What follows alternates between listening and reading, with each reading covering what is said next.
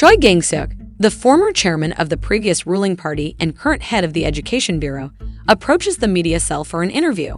He is a man of focus and commitment, paying no mind to his image regarding politics. While he tends to resort to harsh and direct attacks toward his opponents, his dominating style of forcing attention on problems in Korean society has captured many hearts, giving much-needed relief to those who feel steamrolled by other politicians. At the same time, he is notorious for his hate of news reporters. Gang-seok takes the podium and begins the interview. A reporter from Koryo News raises his hand and asks whether he shows support for the bill that allows teachers unrestricted access to any method they deem acceptable in order to provide guidance to their students. Gang-seok replies in disgust that the law was passed 2 years ago and they have the gall to bring it up when it's convenient. Back when the bill needed attention, the media did nothing but follow meaningless scandals. He tells them not to worry since he understands that they have poor viewership and must attract attention by focusing on something more interesting than education. He follows up that he does not support corporal punishment. The Bureau made a decision to fight the corrupt school systems and assist teachers in guiding the students as the faculty has been stripped of the methods that allow them to do that. A reporter from Channel A News raises their hand and asks Gang-seok if he is implying that teachers cannot get their students to behave unless they use physical punishment. Gang-seok replies that although he disagrees with resorting to physical punishment, he believes that the students themselves must prove whether or not corporal punishment is an outdated concept. They can see for themselves that schools have improved after the involvement of TRPA. Another reporter pulls out a report showing bruise marks on a student's body as a result of physical discipline. She asks if events of child abuse like this have a place in their current education system. Gang-seok just scoffs at the question. He tells them that because they tried so hard to protect students, they only ended up forcing the faculty and teachers to treat them like kings, resulting in the deaths of certain students. Gang-seok states that all students deserve the right to be educated in a safe environment. So if a few bad students or teachers get bruised up while trying to correct the system,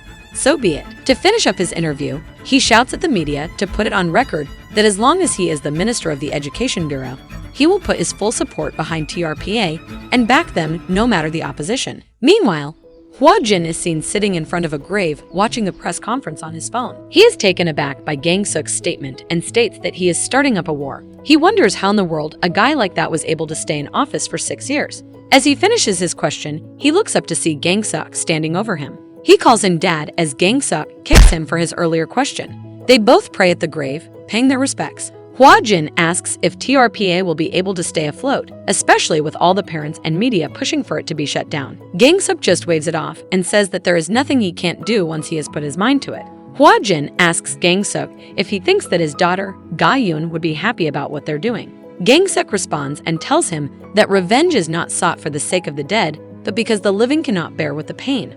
Before he could shed a tear, Gang-seok makes up an excuse and starts to leave. Hwajin tells him to go on without him as he just received a new assignment. It's a request from Guan High-Tech High School from the principal himself. Since it is the principal who requested their help, the school must be quite a nightmare. He arrives at the school and makes his way to the principal's office wondering what type of school he got, only to end up seeing a straight-up gang war between the electrical and car mechanic department students. Hwajin smiles as his assignment just became a lot more interesting. Ever since he was a kid, Hyunju Kim has dreamed of being a car mechanic. It was the sole reason that he entered Guan High-Tech, but his dream has now been turned into a nightmare. He is unable to move as he witnesses the riot in the hallway. He doesn't understand why this happens every day. One of the students in his department falls near his feet. He looks at Kim and shouts at him to join. Kim braces himself and dashes into the middle of the fight, but gets knocked out by a single punch. He lies on the floor and starts to weep. Kim looks up to see Hwajin walk past him, and for some reason he looks familiar to him. Hwajin meets with the principal, who is really anxious about the current status of the school. Hwajin tells him not to worry as he can handle it. Meanwhile, in the gym, Hong Sung-lee has the worst performers of the department from the recent fight lined up on their knees in front of him. He walks from one to the next, kicking them for performing poorly. Kim is also among them. He wishes he had a time machine, just to go back and stop himself from getting involved in cars. On his first day in school, there was a fight to determine the class hierarchy. A week later, it was to determine which grade was the strongest. And a month later was to determine the department's ranking order. Of course, someone like him who was built like a twig was at the bottom of the totem pole.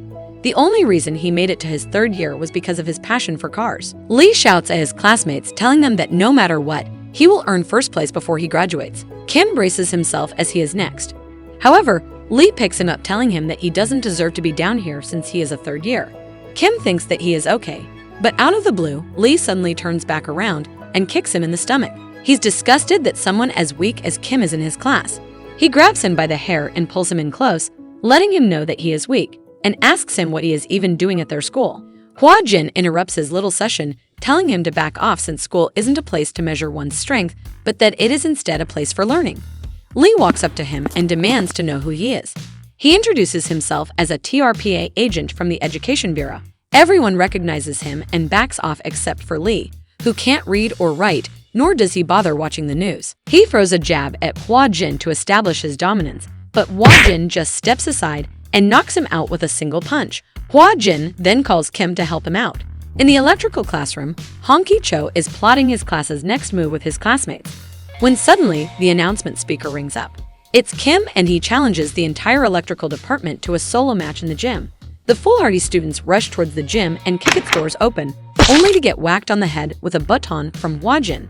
He tells them all to chill out and to take a seat, announcing that from now on both the auto and electrical departments will have joint classes led by him. The subject is behavioral education. If anyone has an objection, they can step up and challenge him. Hwajin introduces himself to the electrical students as well.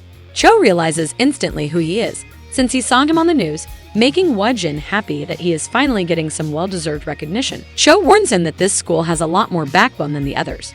He turns back and starts to leave, but Hwajin throws his baton, hitting Cho in the back of his head, telling him he is not dismissed.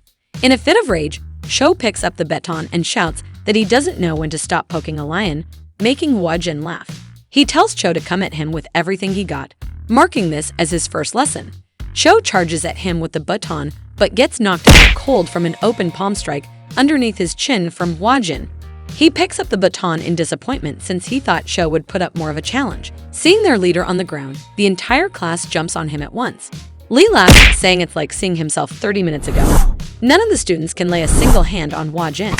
He dodges all their attacks, whipping their butts with his baton and making them cry out in agony with only one student remaining. He can't believe how fast and scary Hwajin is. Hwajin asks if he's going to join. He tries to make an excuse and run away, but Hwajin grabs him by the neck, lifting him off his feet. He asks if he has heard of Sun Tzu. Since he's the leader, their actions reflect on him and he starts whipping him mercilessly. He throws him on the ground and tells everyone to take a seat slowly to mitigate the pain. Once everyone is seated, he hands them a paper telling them that school is for studying and not for pretend gang wars. This test will decide their future. Kim can't believe how elementary the exam is. He looks around and sees that everyone else is panicking at such a simple exam. He picks up his pencil to solve it. He hasn't told anyone that he is the top achiever in the school. The next day, Lee and other students are seen taking laps around the track with tires tied to their backs, shouting at the top of their lungs, "School is for learning," and will no longer fight in school. They are the lowest scorers and ranked third and are called pawns. Cho got ranked a noble, the second rank, while with 100 points on the exam. Sitting atop a throne is Hwajin Kim, the king of Guan High-Tech High School. Somewhere in the city, in a park, countless students of a school are lying on the ground beaten to a pulp. Sitting on top of them is Guan Jang, a third year from Guan High. He receives a call from Cho, informing him about their new teacher and that his suspension has been lifted. The electrical and auto department students have worked together to create a new set of rules for the school, by which they must abide by at all costs. At lunch, the nobles are enjoying a decent meal while the pawns are served nothing but old clumpy rice and potatoes. Kim, sitting on his throne, enjoys a luxurious feast. Lee hits his food with a wrench and throws it on the ground, calling it discrimination. He points at Hwajin and asks if he knows about how the 1882 rebellion started. Hwajin begins to tear up with joy, as he cannot believe that Lee actually knows about the 1882 rebellion. He whips them all again while telling them that this is nothing but love. Lee corners Kim in the bathroom as he is pissed at his recent treatment. He threatens Kim and tells him that as soon as Hwajin leaves their school, there will be no one left to protect him and that his body will be found floating in a lake. Hwajin enters the bathroom. He states that the guidelines say whoever lays a finger on the king will receive divine punishment.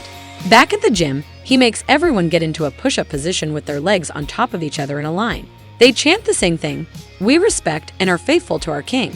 Kim shouts at them to say it louder, impressing Hwajin as he states that Kim is finally settling in on his role and advises him to become a politician. Kim, however, is obviously scared to death. He asks if he can resign from his position because if Hwajin left, the others would kill him. Hwajin tells Kim to calm down and not to be a coward. Everyone else is the same age and wears the same uniform. He has nothing to be afraid of. When he's gone, this school will indeed be better. Cho laughs at Lee, unable to believe that this guy used to be his rival.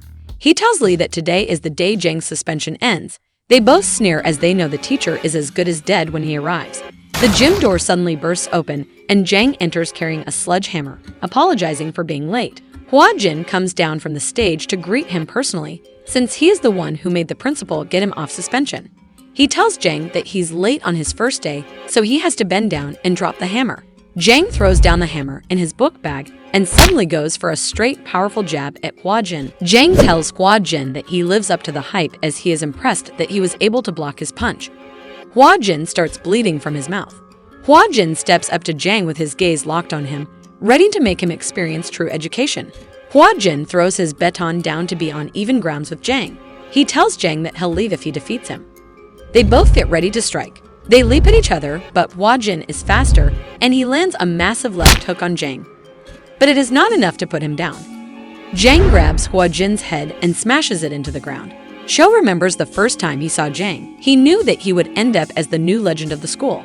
Even though he was a first-year student, he defeated all the second and third-year students. For the first time in 8 years, a first-year ranked #1 at the school. His strength wasn't only known inside the school, but throughout the local area, he was ranked #1. Before him, the seniors who ruled this place were known as the Mongol team. However, he was sure that Jang could surpass that legend from 8 years ago.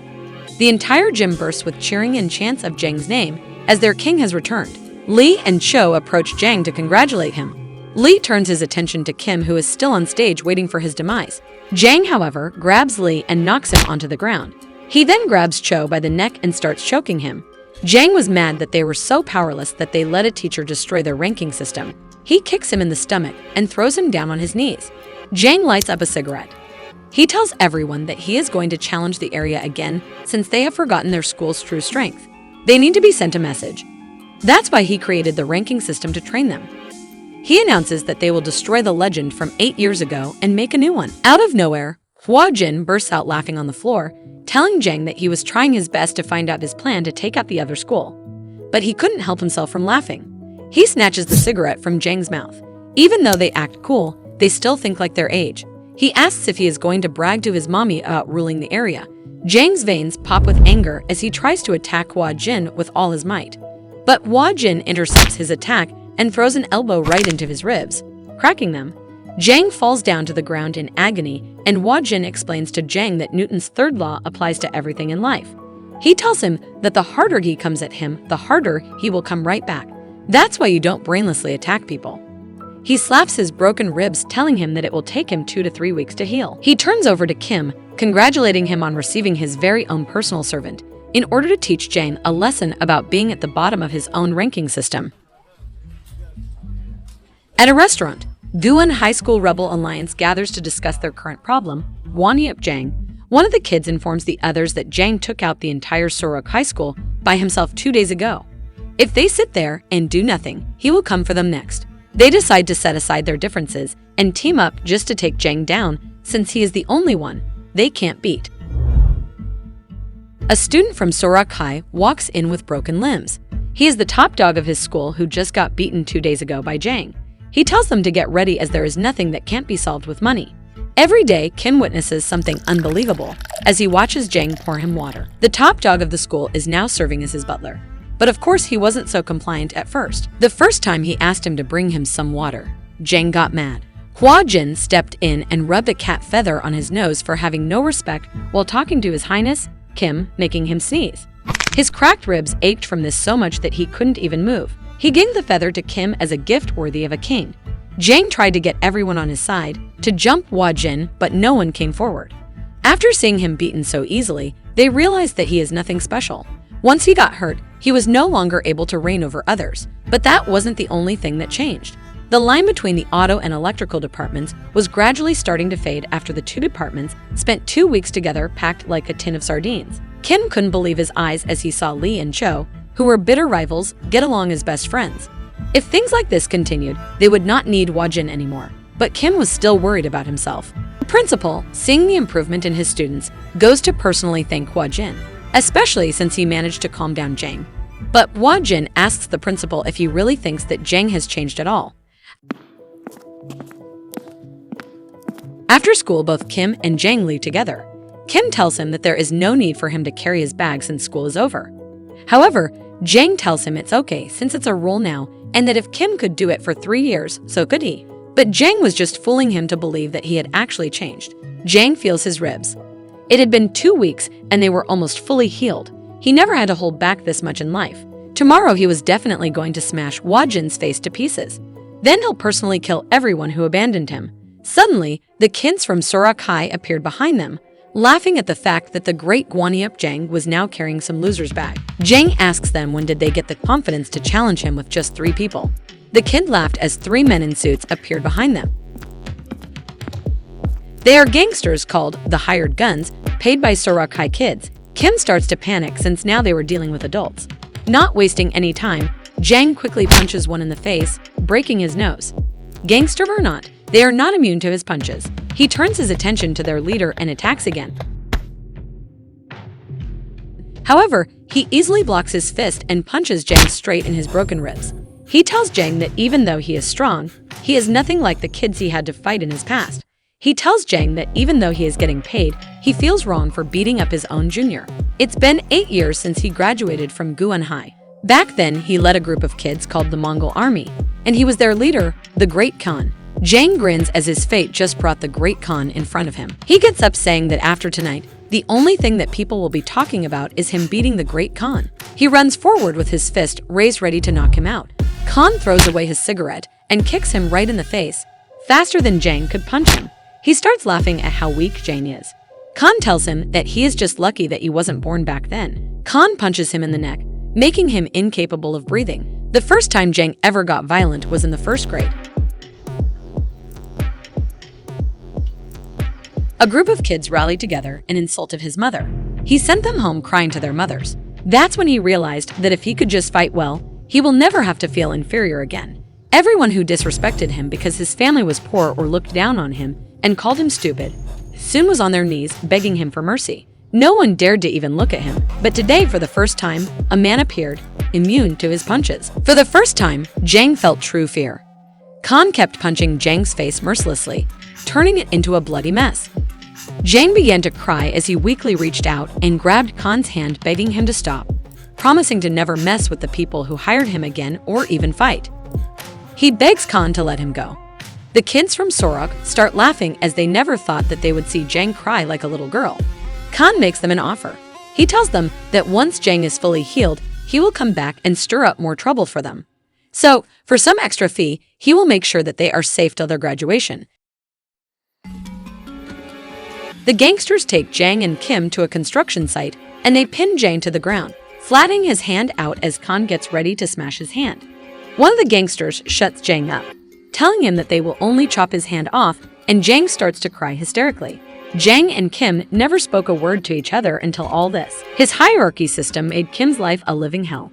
Kim resented him and wished that he would just die for making school such an awful place for him, just because he wasn't a good fighter. But even this has gone too far for him. He jumps in front of Jang, taking the kick himself, begging them to forgive Jang. Khan tells him to get out of the way, but Kim doesn't move a muscle. Khan smacks him in the face, knocking him down. Jang is surprised to see Kim standing up for him, unable to understand his intentions. Khan keeps kicking Kim, making his heart rate go up and causing his smartwatch to send out a message. Hwajin's phone pings with a location, notifying him that Kim is in danger. It's been 10 minutes and Khan is still beating Kim. Even he is tired now since Kim is somehow tougher than the so-called #1 fighter. He asks why he bothers even though it's obvious that he was bullied by Jang at school. He tells Khan that limits exist as he looks up and sees Hwajin standing over him. Hwajin asks about the situation and Kim tells him that they are gangsters hired to beat up Jang. Hwajin breaks one of the gangsters' arms and smashes his face into the ground. He tells Khan that he saw the news that a local gang was taking money to beat kids. He has the same job, but the only thing is that it's legal for him.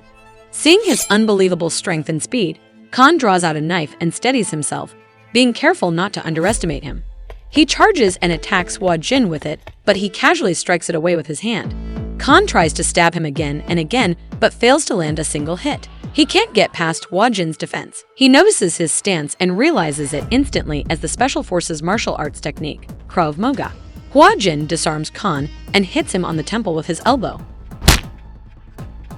making him lose balance. He then quickly moves to swipe him off of his feet, throwing him on his back. Without any hesitation, he punches him in the face until he blacks out. Kan gets woken up again with another punch. He looks up and sees Hwajin staring down at him with the eyes of a demon. Hwajin pulls him up by his hair and smacks his face, telling him it's not over until one of them is dead. Both Jang and Kim are horrified by Hwajin's brutality. He smashes his head down and proceeds to stomp on his face. Kan realizes that Hwajin is really trying to kill him. He grabs Hwajin's leg and begs him to spare his life since he just made a mistake. Hwajin knees him in the face.